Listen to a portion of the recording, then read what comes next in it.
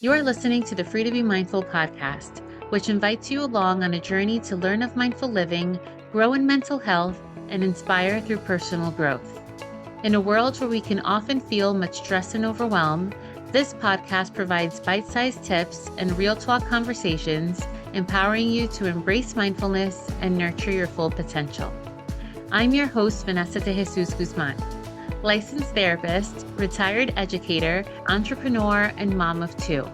I'm passionate about helping busy moms reduce the overwhelm and to live life intentionally without losing their, well, here we go. Hello and welcome to episode 216 of the Free to Be Mindful podcast. I hope that you're feeling good, looking good, and doing better in this world than you were yesterday.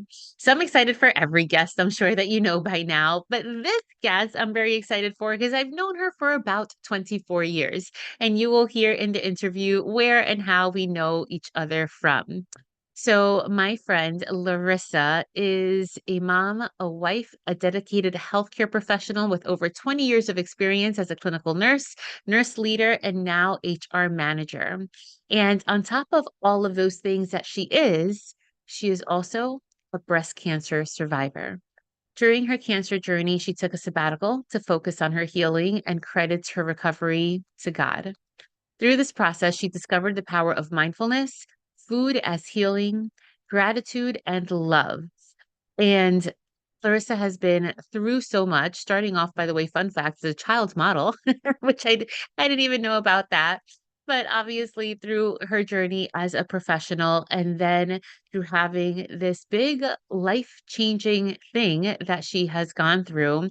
And what I really love about this episode is that she's done it all with mindfulness in mind. It doesn't mean that she's always happy.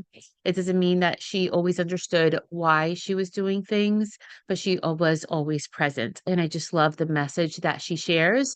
And regardless of your experience or lack thereof with breast cancer, this episode has a lot of golden nuggets for everyone on how to be present, on how to talk to kids about hard things, on how to live your life with a certain lens. And I am so thankful. You'll hear it throughout the entire episode and after. I'm just so thankful for Larissa for being vulnerable and sharing her story because it is an inspiring one. So here we go. Larissa, welcome to the Free to Be Mindful podcast. I'm so happy you're here with us today. Oh, thank you so much for having me, Vanessa. I'm so honored to be in this space with you and everyone else that will join and see this. Thank you. So, in the introduction, I shared your bio and I teased a little bit that we know each other from a bazillion years ago, but I didn't say from where. So, my friends Larissa and I went to college together at the College of New Jersey back in the early 2000s. So I'll just keep it at Mhm. that. I mean, 20 years ago, 24 Yes, years ago, if we're yes. being honest. Unfortunately. Yes, and a lot of life has happened in between, but just to reminisce for the moment, how would you describe your time at TC&J?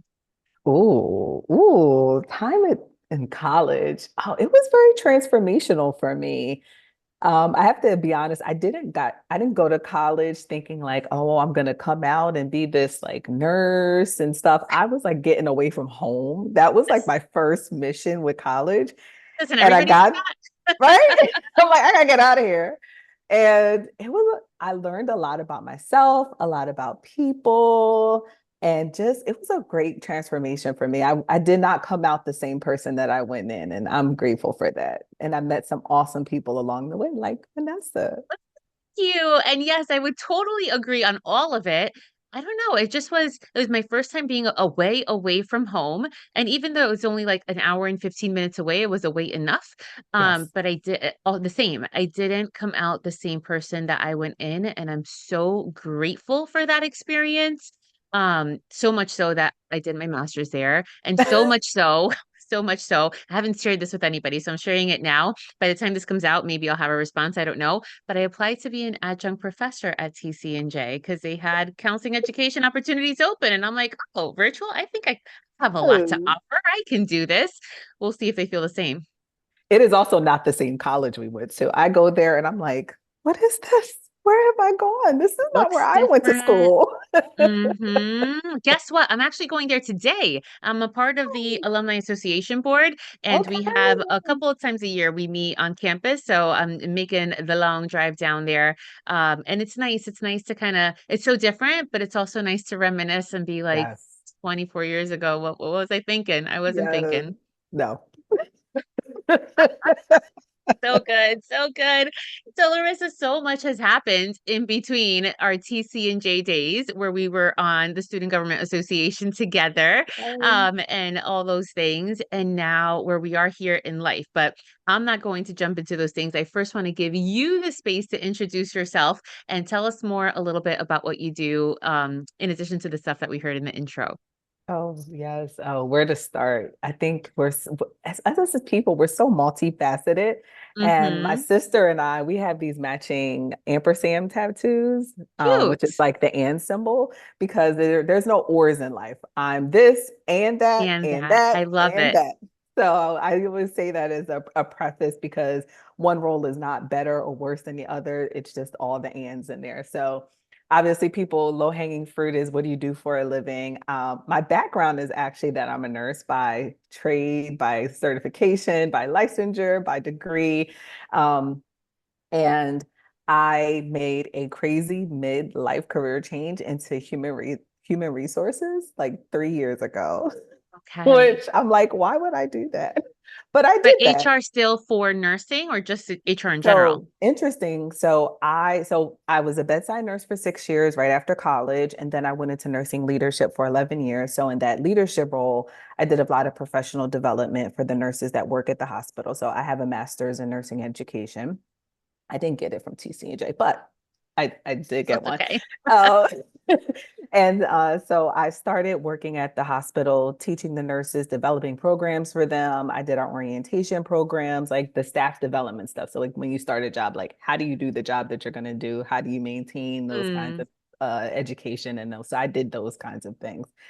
And then I was looking for an opportunity to really kind of move to the next level. And the opportunity kind of wasn't where I was. And so I moved into human resources, which more specifically, the arm of human resources I moved in was recruitment, also known as talent okay. acquisition. And it That's what was a, that really means. I'm always like, it well, who are they? Like, are you getting Bad Bunny? Like, what talent? is. I didn't realize that that was the term for that. Yes, I know everybody. There's always a new name for something, something more, Uh-huh. demure, debonair, or something like that. So, talent acquisition, acquiring the talent into the Got it. organization. And so, and it's not just for nursing. So that's one of the great things about it is that we Okay. recruit for everyone. The only group that doesn't fall into our jurisdiction are physicians. So they Mm, recruit for everything. I was a recruitment manager, so I managed a group of recruiters that hired into our organization. And then in March, I moved into more of a programmatic management position okay. where we oversee all of the recruitment marketing as well as the pipelines and programs that come into the organization. Like somebody's really looking to kind of advance their career and develop themselves, upskilling, those kinds of things are the kinds of programs that I oversee and manage. So it's really fun Wow. work. It's amazing work. Yeah. But you went, I mean, from being a bedside nurse to that, like how did you like the transition and do you miss nursing? So I'm grateful for the 11 years I had in nursing leadership, in nursing professional development. I have to say, I don't know what it was, but it was hard, Mm, especially during the pandemic to not really feel like a nurse, so to speak. And I'll never forget one time my husband and I were out at an event and somebody asked, like, oh, what do you do? And I said, oh, I'm a nurse. And my husband's like, well, you're not really a nurse. And I'm like, no, like don't strip pinching that my away pearls, from like, me. don't take it away. I'm a nurse. Yes, I am. I had to change my perspective about things and realize that I'm still a nurse. I just do nursing differently. Mm, And once a nurse, always a nurse. I will always have somebody calling me, asking me for question. advice. If I'm on the street, people get the like nurse vibe somehow. And they're like, oh, can you help me with this? So there's always something to nurse out here in life. Isn't it so funny? My mom said it's kind of like people are like dogs. You know how dog can sniff like another dog owner, and they're like, "Oh, like you must like me because I know you got one of my kind at home." But I feel the same way. Like first, like once a teacher, always a teacher. Like Oh I yeah. still identify with that, even though I'm in a different career. And it's kind of like people just know. And then all of a sudden, like you're like, the other day I was at my ophthalmologist, and then she starts telling me about her kid. And I don't know, I didn't offer the information, but she just knew. And I was like, by the way, I am A. And she was like, well, no wonder. But it's just crazy how like that, just kind of happens naturally without you even saying anything. It does. It's crazy. It's crazy. It's crazy. So that's professionally what I do. Hmm. I am also the mom to two amazingly Beautiful. amazing, beautiful girls. Brielle, who is 10, almost 10, and Sage, who is 6, but acts like she's 67. She Mm, is definitely the definition of old old soul, been here soul. before. Aw, So I have those two. It's such a blessing. I don't have a relationship with my own mother. And so I don't think that it's by accident that I have birthed two two daughters in my daughters. life. Yep. So I have them. I'm the wife to my amazing husband, Julio. Um, I'm a granddaughter. I am caretaker for my grandmother. She's pretty independent, but you gotta keep your eye on those Check up those on folks them. that come Yep. in Because now and then. yeah, sometimes they want to like. I'm like, no, wait, but you're this age. Like you gotta slow down, hold on. And they're like, no, no, I got it. Oh, yes. She texted me today. Oh, just want you to know she still drives at 87, still drives. And she's like, I'm picking up my friend and we're going to go to the old folks meeting at church. I'm like, okay, have I fun. love it. I love it. I love my grandparents so much, and they're no longer here on this earth in person. But I have a little old Italian grandpa next door, and he's 92, and I'm always checking on him, and Oh, or texting his kids like, you gotta watch out. He wants to drive. Like, what's happening here? So we got a special place for our people absolutely. who are much wiser than we are. Absolutely. But I love being I'm part of some organizations, do a lot of things in the community. I love mentoring. I love working out. So I call myself an athlete. I'm not, on the court, but I'm on the treadmill and I'm on the You're on it. bike and I got the weights lifting. So those are just kind of a portion of who I am and what I do. I love it. I love the way that you answered that question and love the tattoo. By the way, if you have to see this on YouTube, obviously, so you can see what it is that we're talking about. But I like that explanation that this and this, because so often sometimes we get lost in our identity. Either like, oh, I'm just a mom, right? Or because you're never just a mom, but that does take out so much of that. Or then we just stay to what we do professionally, but there's just so much more to us than those roles. So I really appreciate how you're this and a whole lot of ands after that. Oh yes. Oh yes. My pastor, I got it from my pastor. I can take absolutely no credit for it. He was like, we're not this or that, we're this and that. I'm like, you duly noted. Yes, I am. Well, thank you for sharing it with us and with all of our listeners and watchers. And in addition to all of those ands, you are also a breast cancer survivor. Yes, I am. Yes, I am. Ooh. Oh, yeah. And I never expected to add in a million years, but here I am. But here you are. So that's what Yeah. we're focusing in today. Obviously, done very intentionally that we are airing this episode in October. And I just have goosebumps, like as we said, that they're still like settling down. Because we live life, right? Our days at TC&J, like we don't think about like, oh, what's going to happen later? Like, and sometimes we might like, oh, retirement, like what's that? But we, Mhm. hopefully, and that's to our credit, hopefully sometimes live where our feet are, right? Sometimes we think about the past and think about the future, but especially when you're young, you're just kind of like living life and you Yes. never in a million years think about ailments or things that we may go through and that we like may really rock our lives upside down. But then when it happens, I mean, talk to us about it. How is that? Oh my gosh. First of all, interestingly enough, I was diagnosed in the month of October. So Really? I was diagnosed 3 years ago in October, which is a very interesting time because Mm, talk about a shift. You go from being like, oh, support breast Right. cancer I'll wear the awareness color, spread. do the I'm going to be in ribbon. pink. I'm going to wear my ribbon. Let's get Hmm. balloons. Let's make a donation. And then you get diagnosed in that month and you're like, I never Wait, see a pink anything ever. again. Like, get it away from me quickly. Mm. I remember one day I got some eggs delivered and they had pink ribbons on them. And I almost just threw them in the trash. I'm like, really? Are we doing this? We're doing this? It was crazy, but um interesting. So it was my very first mammogram. So at 40 years old, you get these like letters in the mail, like, come get a mammogram, as if it's the spa or something. Like, come. It's totally not, by the way. No, Like when I it's had to, not. I was like, what are you doing? Like, wait, no. I remember saying, like, wait, you gotta, like, it doesn't go down that much. And she was like, oh no, hon, yes, it does.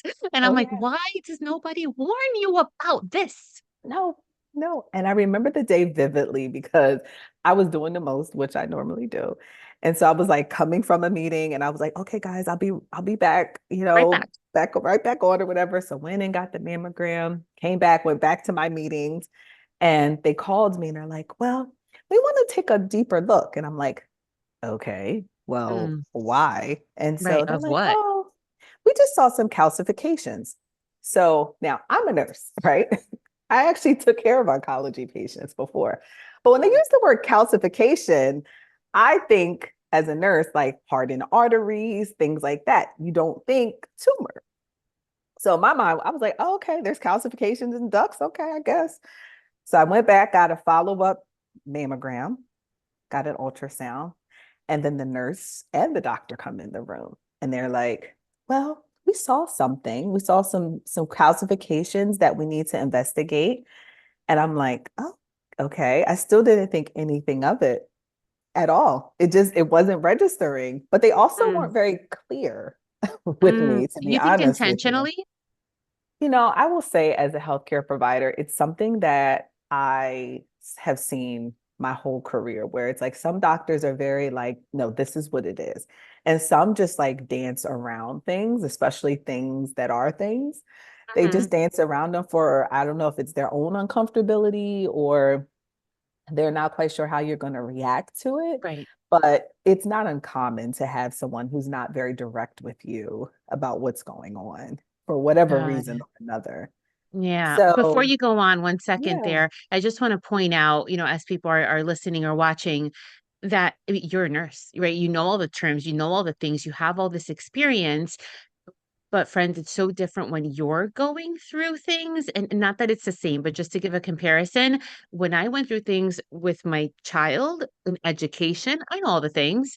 But then like hearing it, or when the doctor's kind of like, we need to go into the conference room. I'm like, wait, for what? What, why? right. You know? So like, or the doctor and the nurse came in Yeah. together, you know the things, but when you are the one in the driving seat and you're going through it, it's just a different experience, would you say? Oh, absolutely. And, to connect to what your platform is about, I was also doing the most and wasn't Mm. being mindful about what was happening. I was just being transactional, like, okay, I'm here. Tell me what I got to do so I can So get I done. gotta go. Yeah. So I got to go. Yeah. Wow. Wow. So they both come in, they're using the terms. You're still like, wait, what? I didn't think anything of it. And then I will never forget, I was actually at a recruitment event in Fairmount Park in Philadelphia. And they have these portals, these medical portals where you get to see, have access to your records and the results come in. And it was a Saturday.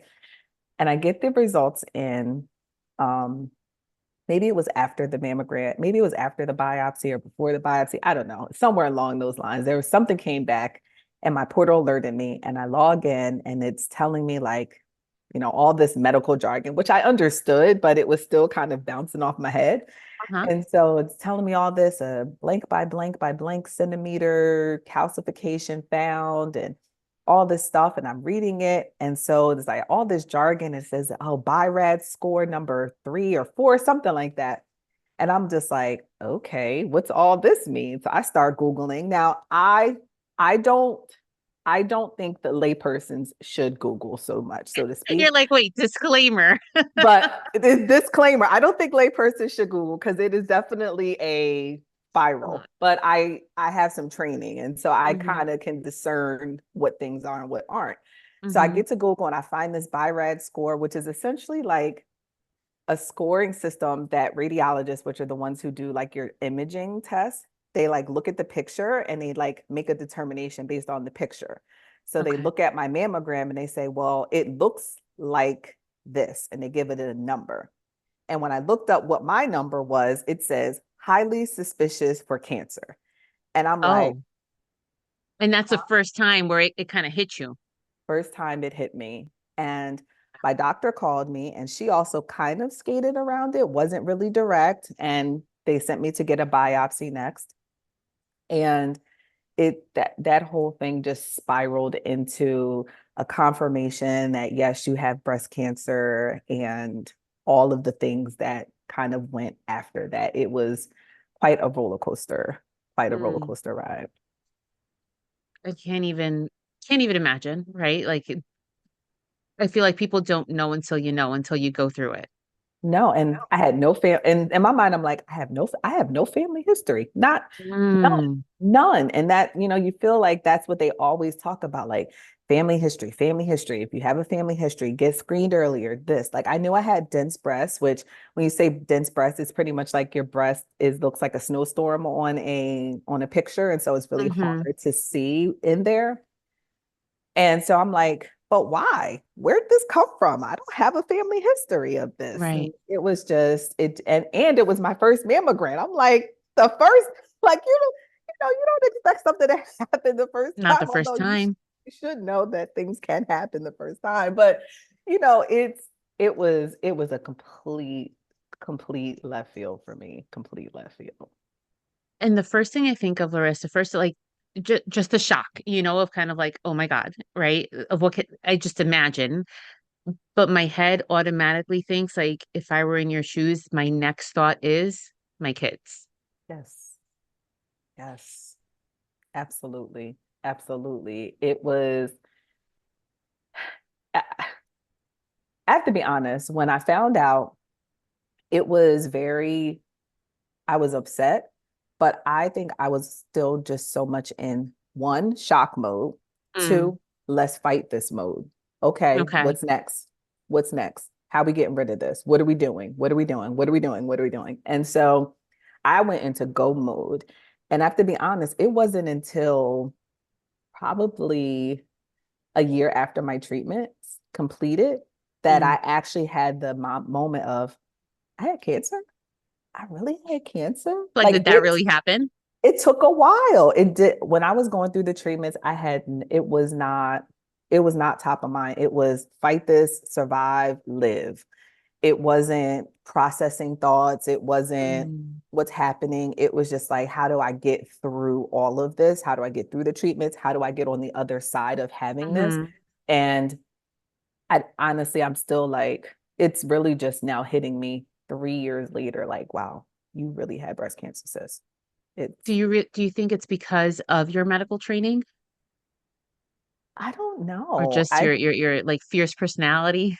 I don't know what it is. I just think that, you know, gr- I'm it's not a grieving process, although portions of it are grief. The process doesn't look the same. It's not linear. It's not timed. It's Mm. kind of it happens when it happens. So I don't know why it didn't hit me until that long, but I just think I was in go fight mode. I didn't Yeah. have the opportunity. I didn't slow down to think about it.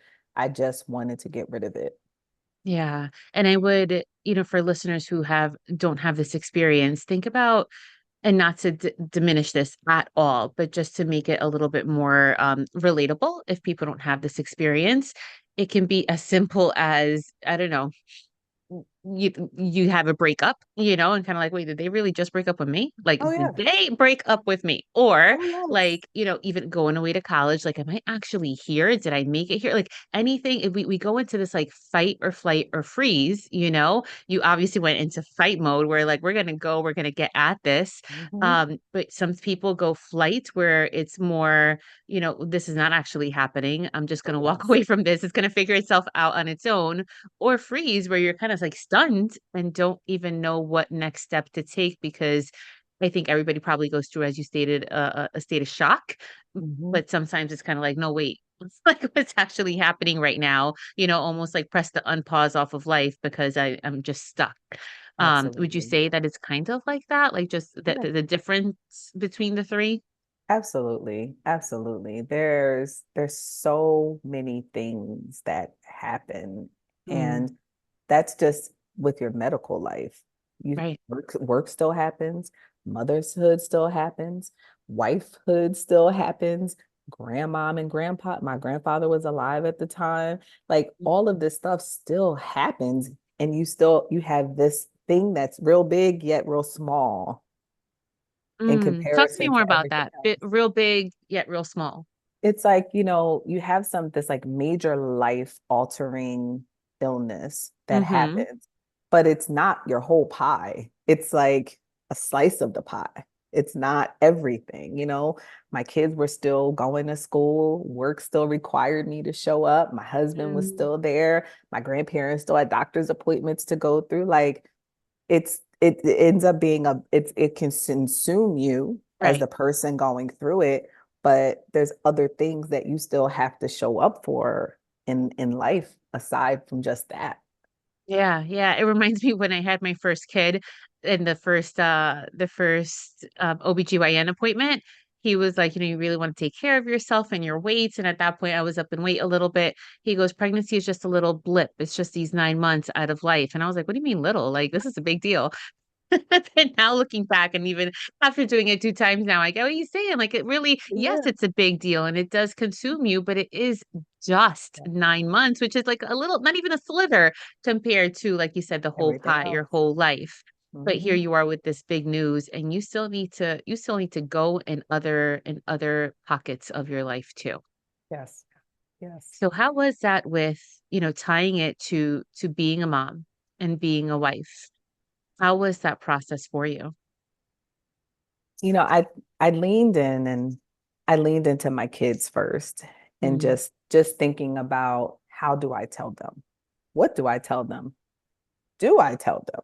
mm, And it's not, I didn't grow up, adults kept adult stuff where adult stuff is, mhm. kids were somewhere else, like get out of grown folks' business kind of a Right. mentality.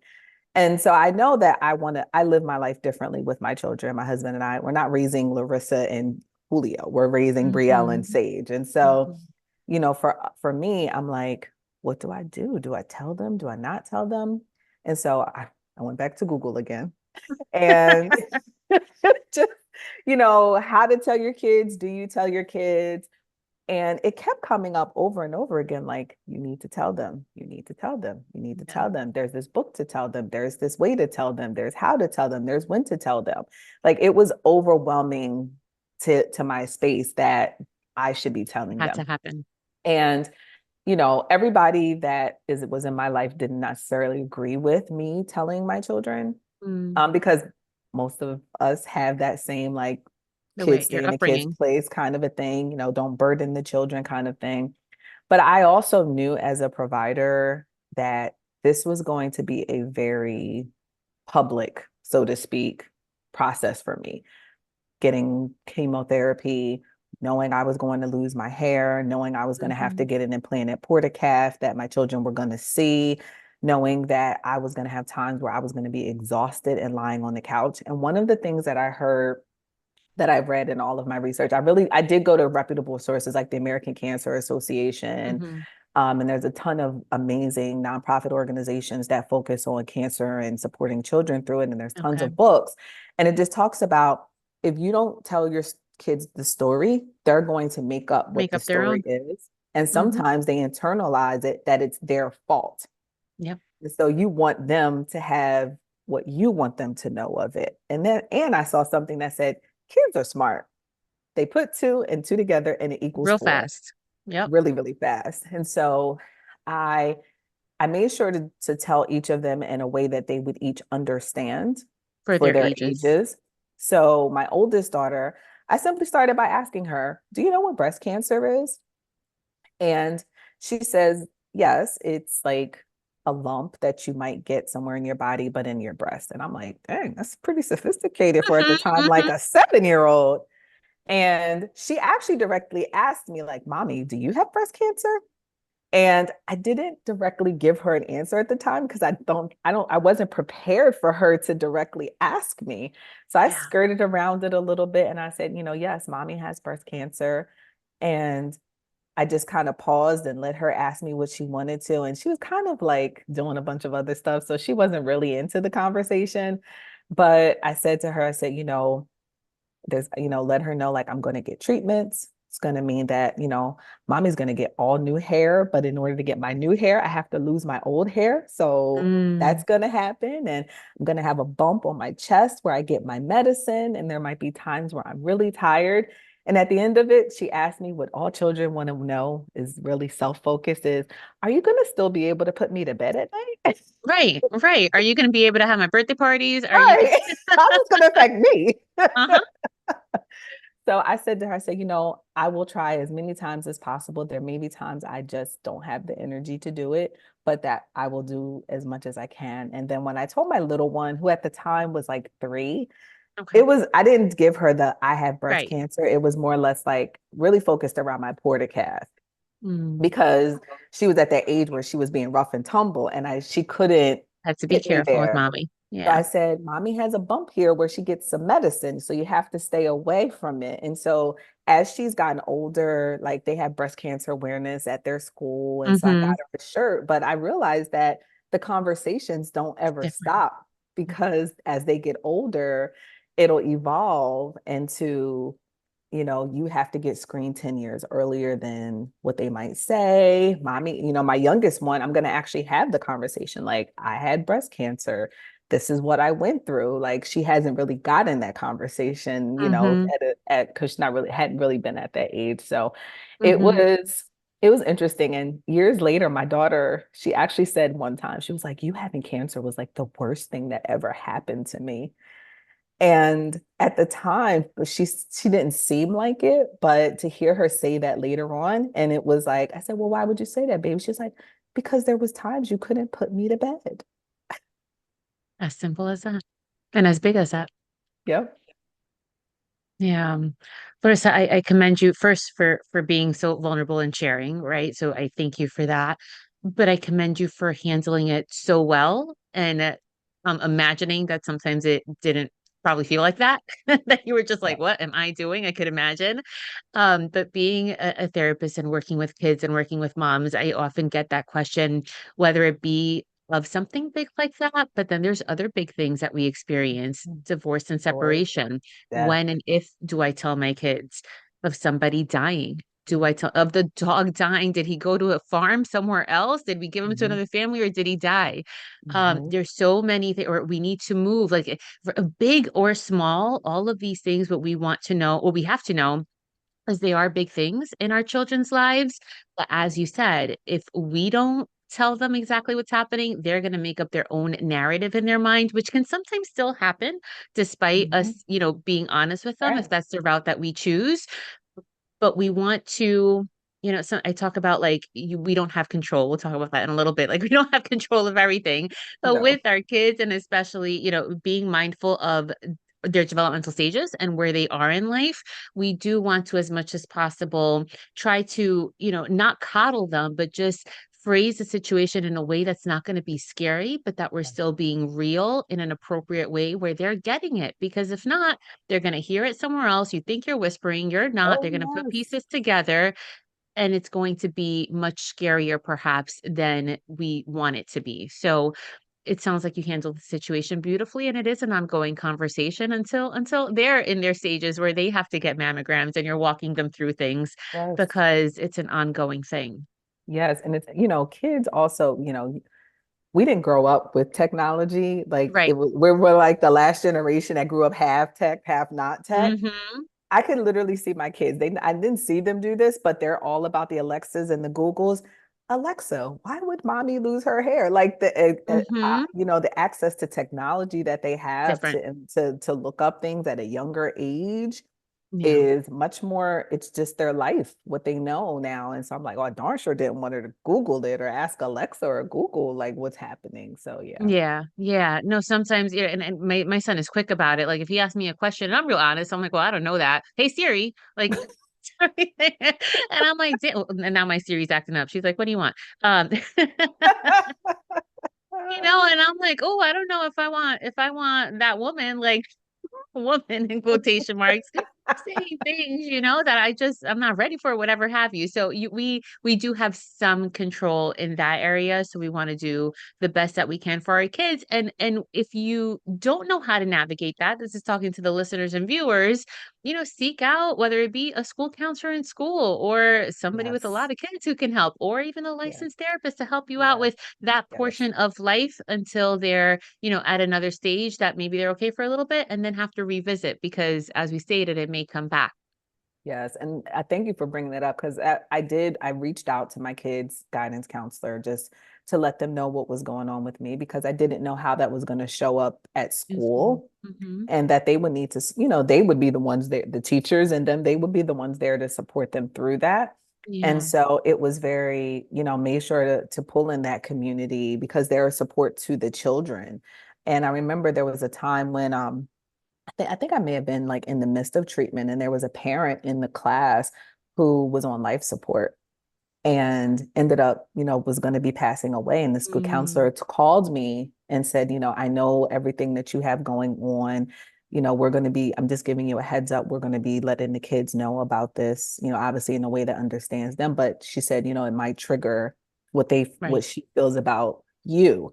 And so it was, just great to be able to have the collaboration, in order to support the children through it. Yeah, and I'm glad that you mentioned that because sometimes we, based upon our upbringing, and I mean, there's a new way of parenting and a way of parenting. I come from the very old school way that I was parented. At least I parent a little differently now. But sometimes it's kind of like, well, no, they don't need to know that information, or we're just gonna keep it aside. But you don't know how it's gonna come up in other places. And in addition to that, being okay with, and sometimes I can imagine that it's tough being vulnerable with people outside of your Yes. household. So sharing Yes. that with the school, I can imagine how that was like, but how important that is for your child's well-being. Sometimes we need to take a deep breath and just do things, even if it causes discomfort for us, because we know it's going to be better for our kids. Yes. Absolutely. Absolutely. Yeah. So I'm sure, I mean, your journey is quite an amazing one. And you said, 3 years ago. So there's a lot that happened in between, but here you are with us, healthy and Yes. well. Thank God. How did you keep the faith and your hope through the process? Mm. I will say, thankfully, there's a song and I'm a very faith-based person. I'm a believer in God. Mhm. And I have a pretty strong foundation in that, meaning when I say strong, a very long foundation. Like I grew up in the church, knowing God, loving God, believing in God. And this Mhm. wasn't my first big life thing that happened. Like Mhm. I had a whole testimony story pre the cancer thing. And so I think being able to have like stretched those faith muscles in the past really gave me the opportunity to say, okay, we're back at it, God. All right, I'm back talking to you. But I'm not gonna say that it wasn't times where I was just like, I don't have nothing to talk to you about today, God. I'm just gonna be honest. And I'm pissed off and I'm unhappy and I'm mad. Mhm. Why is this happening to Right. me? Why? Lots of Yeah. whys.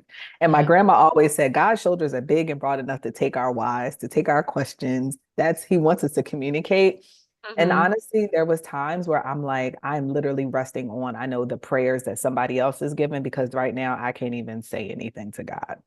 And so I just leaned into like moment by moment, minute by minute, hour by hour, day by day, week by week, just really trying to get through it.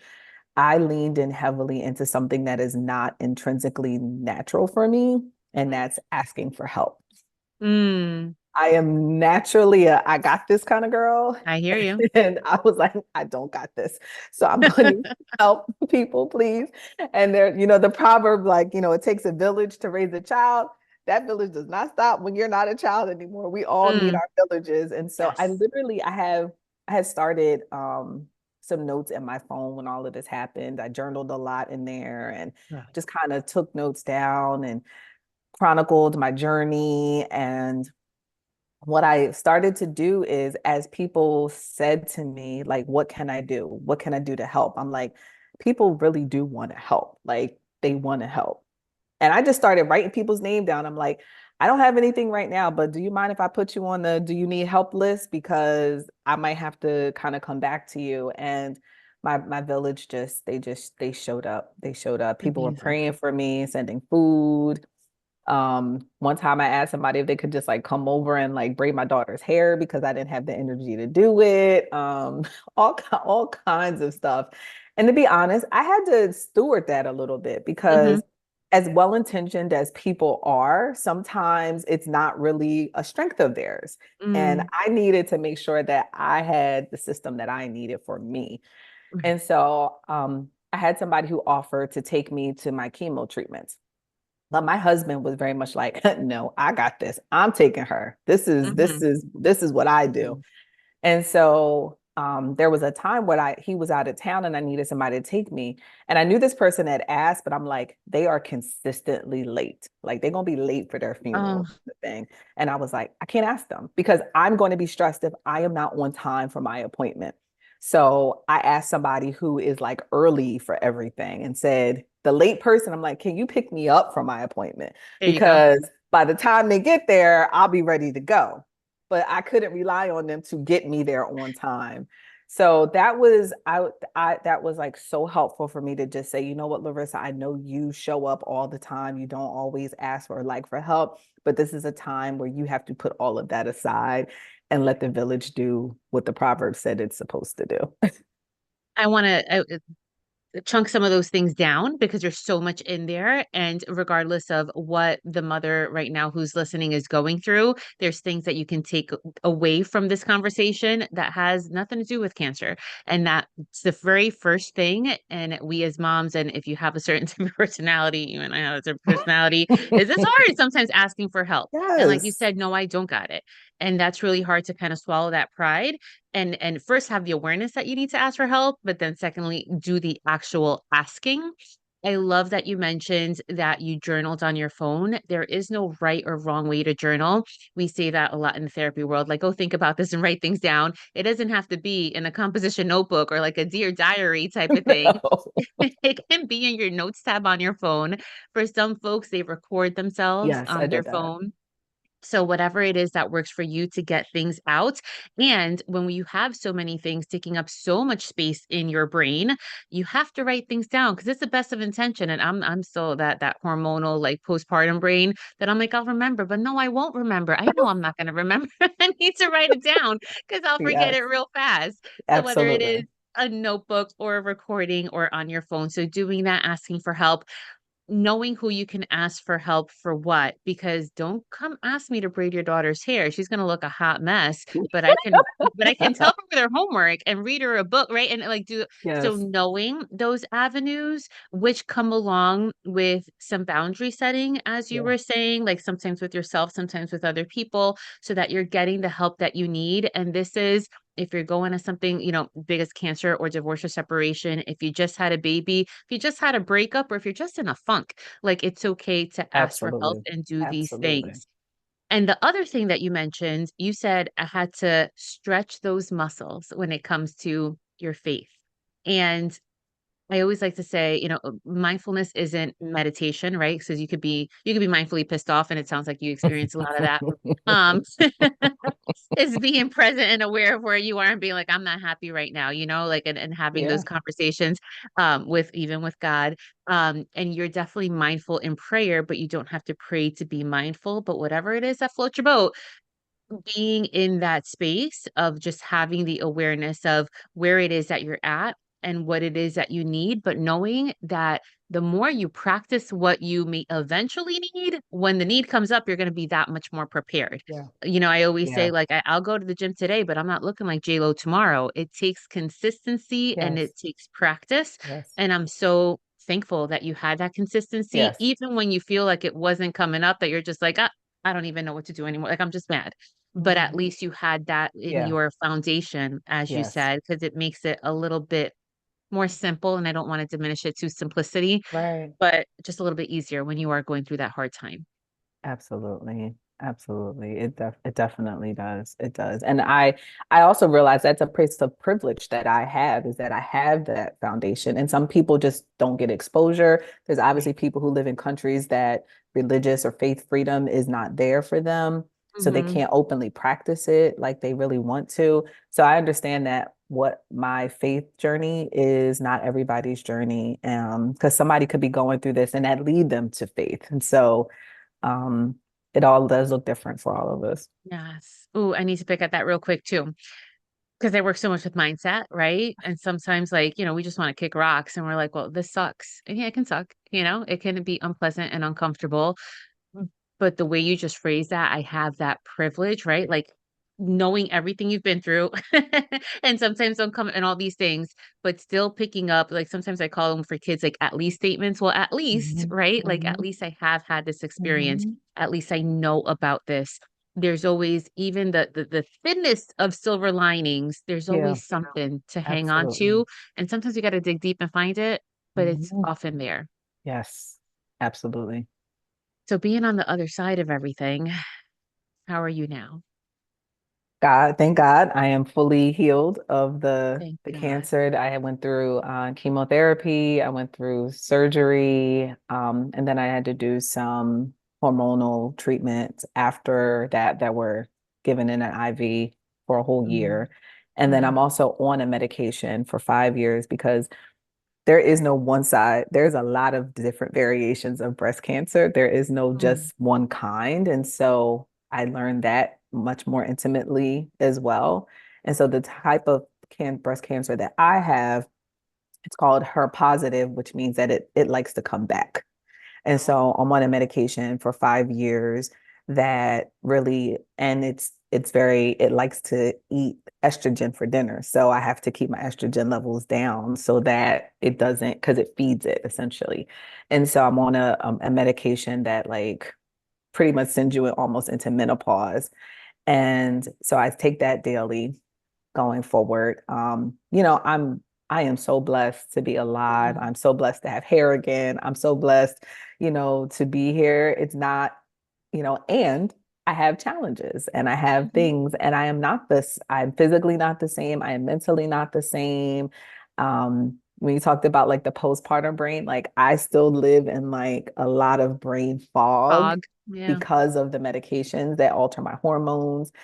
Um, I know people are like, oh, you get to get a whole like new, get to get a boob job out of all of this. And I'm like, yes, I am grateful. I have what appear to be breasts, but I don't see them like that because Mm, they're not what I knew them to be breasts. hmm. And so, a lot of body image things I move through sometimes. And just that little anxiety that comes up when you have like a cough that goes on for a few days. You're like, and because I know too much as a clinician, Mm, I've seen too much, and it's just like, is that lung hmm. cancer? Hmm. Oh, I have a headache. Is that brain? Did it spread to the brain? Oh my gosh, like my hips are hurting. Oh my gosh, did it spread to the bones? Like it, and then I start connecting, like I saw this patient that happened to, and that patient, and that patient. So a lot of just having to recenter myself. I also realized that not any of us could have anything happen to us at any time. Yeah. I'm just much more aware of it. And so I don't take it for granted when I have something that's going on with me. And I just say, like, listen, Larissa, you don't get to have the privilege of just like ignoring things.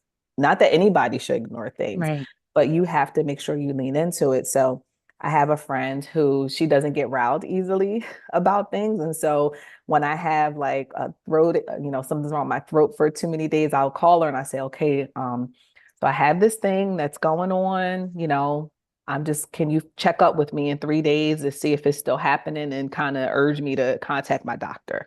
Mm-hmm. So that's been very helpful. I don't Amazing. tell everybody every little thing because I don't want to scare Right. everybody or, sometimes again, people are very intentioned, but they just sometimes just lack finding the right words to say. And they aren't always as helpful on the receiving end with what they say. And so I'm very discerning about what I say to who, Mm-hmm. because I know how I want my mentality to be. Like, in fact, I didn't go public about my journey with breast cancer until I finished my chemotherapy. Mm. So and that was extremely intentional because people, again, are intentioned, and you Right. start getting my mom had breast cancer and she died of it, and my sister's a two-time survivor. You're like, oh, girl, I can't be thinking about dying from this right now. Like, I'm too in the Yep. zone. So I did not post anything until I rang that bell and finished the chemotherapy. And people are like, "Oh my gosh, I didn't even know." And I'm like, "It was intentional. Like, it's okay you didn't know. I didn't want you to know." Mm-hmm. Mm-hmm. And so, I have to just steward my mind. I have to be intentional about taking care of my body. I cannot do the same things I used to do as far as like overextending, because Yeah. stress and all of those things have an impact on your body. Yep. And so, you know, it's it's just different. It's just different. I think it took me probably like a good year to finally get through my final, like, wow, I had cancer mode, and I can Mm. in a better form of acceptance now. Um, but it's a journey. It's a It is journey. a journey. It is a journey. And I'm really filled with a lot of gratitude for you to be first for you, your health, and that you're well, but also be in a place where you can make your message Yes. and sharing this, Yes. especially in our space. And we could have gone in a bazillion different directions and we could talk for hours, I'm sure. Yes. But I hope that the listeners were in the directions that I did take it in, that you can apply what you heard, whether you're going through something like this or you have a family member or a friend, or even if it has nothing to do with breast cancer, and how to best talk to your kids and take care of yourself, which is what I hope the number one thing Yes. that especially women take from this episode is we must take care of ourselves. Absolutely. Go get the checkups. Go do what you got to do. They squish your boobs. I'm going to say it as simply as that, because I just was not prepared, like a pancake. But you got to do it. You got to do it. You got to put the Mhm. fear aside. You got to do what you need to do Mhm. so that you can be okay for your kids. Since we usually put Absolutely. our kids before we do, and not just in the physical sense, but you need to take care of yourself mentally, Yes. emotionally, spiritually, and that looks different for everybody. And I hope within that same breath, accepting the way that you're going to do it, but also accepting the way that other people choose to do it for their own well-being, and having that respect. Because yeah, we may not have known, but when you posted it, I remember seeing it, and what hit home to me was like, just thank God she's well. Yes. So thank you for sharing. And I always ask one last question, and this is, as I ask it, a little teary-eyed. But if you could be remembered for one thing in this world, it's different in this conversation, but I always ask Mm. this question. If you could be remembered for one thing in this world, what would that one thing be? Oh, talk about teary-eyed. I think of that I know song I'm Beyonce. sorry, but I It gotta made me do a it. song by Beyonce. I was here. Oh man. It's my One signature thing. question. One thing. That I showed up for others when they needed me. I appreciate that. Yeah. And I appreciate you showing up here and again sharing of yourself. And I'm just so thankful for you. Thank So you. thank you, thank you, thank you, Larissa. If people want to find more about you, where can they go? I am on Instagram. My Instagram is Larissa, Larissa Morgan, Morgan. I post, I go, we all go back and forth on social media, but I do post on there and always love interacting with people on Instagram. Awesome. Thank you so much. I really do appreciate you and wish you all the best. Thank you so much. Thank you so much to Larissa for sharing space with us, for sharing her story, and really for being vulnerable with all of us. It is something that hits home for a lot of people, but what I hope is, regardless through what lens you were looking or hearing this interview through, I hope that you heard what you needed to hear for yourself, whether it does have anything to do with breast cancer or whether it is breaking down something tough to your kids or the importance of just being present and appreciating your everyday. So, for today's guided meditation, definitely reflect on the message that you heard and also think about what is it or who is it that you are. And instead of or, think about and. I am a mom and wife and sister and daughter. And beyond the labels, then think about what else you are. Maybe you're saying, I am resilient, hardworking, strong ethics, kind, a good friend. And I hope that you're grateful for all that you are and all that you bring into this world. My friends, in a world where you are free to be anything that you want to be, remember, please, that you are always free to be mindful and free to make this type of mindset shift. Have a great one. Free to be Mindful exists because of viewers and listeners like you. If you're enjoying the podcast or felt this week's show resonated with you, please take a moment to leave a rate and review on the platform where you catch your favorite shows. That quick and easy act allows me to see what you're enjoying so I can deliver more personalized content that focuses on learning, growing, and inspiring. It also helps others find the podcast too. Don't forget to subscribe so you can listen along next week. And if you can do me the favor and share this podcast on social or with a friend who may benefit from the message shared today, that would be truly appreciated. In the meantime, I welcome you to follow me on social media across all platforms at Counselor V. De Jesus for more fun content. And remember, my friends, in a world where you are free to be anything that you want to be, you are always free to be mindful. Catch you next week.